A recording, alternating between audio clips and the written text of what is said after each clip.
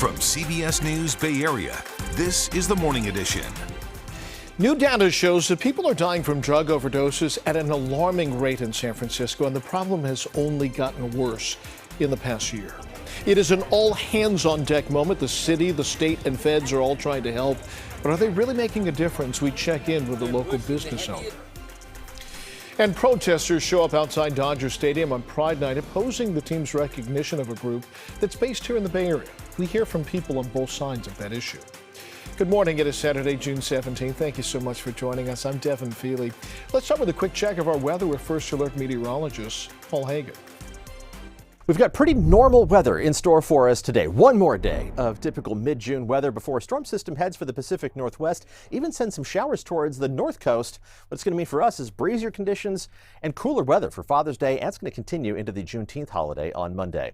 Temperatures in the 50s across the board right now. As the fog inland dissipates, we're going to see temperatures warming up to mostly the 70s inland, with 60s around the bay and the North Bay as well, a little bit cooler. That'll be the trend this afternoon, with those warmest inland spots hitting the low to mid 80s. San Francisco's fentanyl crisis is getting the attention of the U.S. Justice Department. Now, the city is getting money and manpower from the feds to fight drug trafficking as part of Operation Overdrive. That's on top of efforts by local police, the Highway Patrol, and the National Guard. They're all cracking down. Even so, the month of May was the deadliest month for overdoses since the city started keeping track in 2020. 346 people have OD'd and died in the city since January. That is a 40% increase, more than the same period last year. Now, one man who works in the Tenderloin told us the coroner's van is an everyday sight. Man, I see it too many times. I work from 7 in the morning till 4. I see it probably 3 times. Just either going that way, coming this way. This stuff gotta go. I mean, look what it's doing to our downtown. Betty Yu has been talking with a grocery store owner in the South of Market area. He's been in business in Selma for 20 years and says he is seeing a downward spiral in that area with other stores closing down nearby. He says he's encountering more trouble inside his market. Here's Betty's report. Gilles Desaulniers drives a block and a half to work every day because he says he doesn't feel safe walking past drug and other criminal activity in his Soma neighborhood. When the 71-year-old gets to Harvest Urban Market on 8th Street, it's not exactly a safe haven. A woman came in and she was causing a lot of problems, and we tried to get her out of the door. She was carrying a metal water bottle, and she tried to hit people with it. Last month, Governor Gavin Newsom launched a partnership with the CHP and State National Guard to take down organized drug dealing operations. He announced that in its first 6 weeks, CHP officers seized 4.2 kilos of fentanyl in the Tenderloin and nearby areas, enough to kill nearly 3 times the city's population. Officers also made 92 arrests related to fentanyl possession, illegal firearm possession, DUI, and domestic violence. It's still the same to me, and more store closures are happening. People don't want to invest in the city. People don't trust the city government and its decisions. There might be a few less people on Mission Street near 7th, the federal building, but there's still quite a few people, and I think a lot of them are being pushed into the side alleys. So this is in front of my house. He shared video of his view from his home on any given night. And in the last month, since the announcement of major closures, including Whole Foods, he's seen even more shoplifters every day. I would say from 10 to 20, 30 times a day. Some of it... Shoplifting? Yes. He believes the market's bathroom is still being used for drug transactions or worse. For me, the city's enabling they're the enablers. They're giving people the money and getting all these drug dealers around because the money is easily accessible. We're just aiding and abetting the whole problem. The governor says he's proud of the state's efforts to hold drug dealers accountable, and the early results show promise. I would rather be, at my age, in a place that's saner, a little more sane, and a little more pleasant. And the other thing is you invest a lot of time and energy in your city. I love the city, but it doesn't represent me anymore. Now, there are also concerns that San Francisco is turning into a drug tourism destination. The police chief says the majority of people arrested for drug use this month do not seem to be from the city.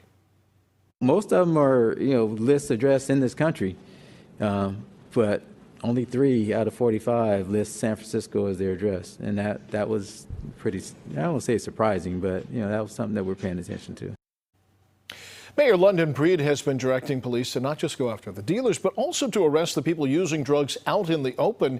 She says that she wants to get them off the streets and hopefully into treatment.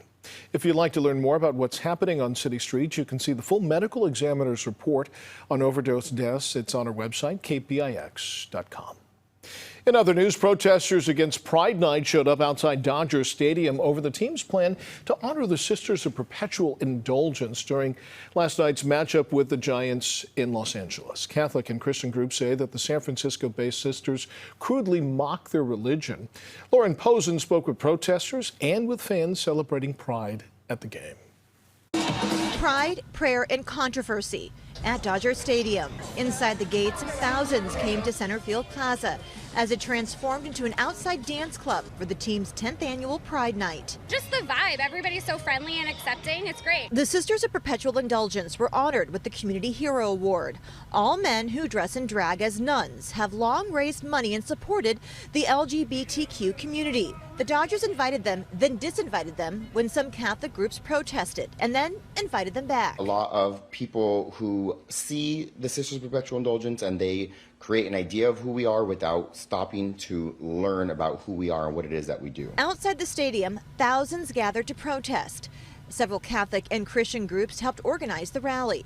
Because the Sisters of Perpetual Indulgence, they mock the Catholic faith.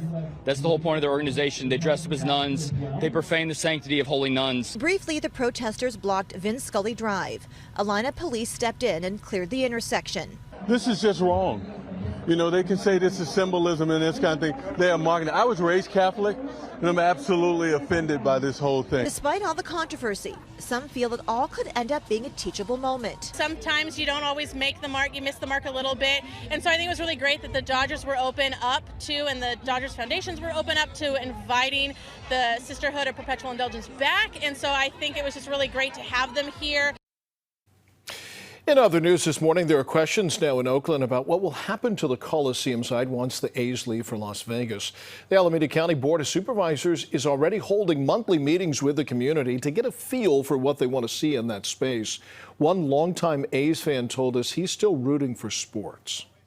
I would absolutely love to see that area, the Coliseum, just rejuvenated, whether it's retail, housing, or other sports events to house other markets, because as the fans, they love their sports here. We're still looking to pursue a WNBA team. We're working with Roots on soccer. But none of that's going to happen right away because the A's current lease runs through 2024, and even after that, they could try to extend while their new stadium is being built. President Biden is visiting the Bay Area next week to collect some campaign cash. Air Force One will touch down on Monday. The Mercury News reports the president will start his trip with fundraisers in Los Gatos and Atherton, and then on Tuesday, he's going to Marin County for a reception attended by the governor. A 2024 Republican candidate, Florida Governor Ron DeSantis, is also visiting California on Monday. He's going to be in Sacramento for a fundraising brunch. That's the same city where he sent dozens of migrants on chartered flights.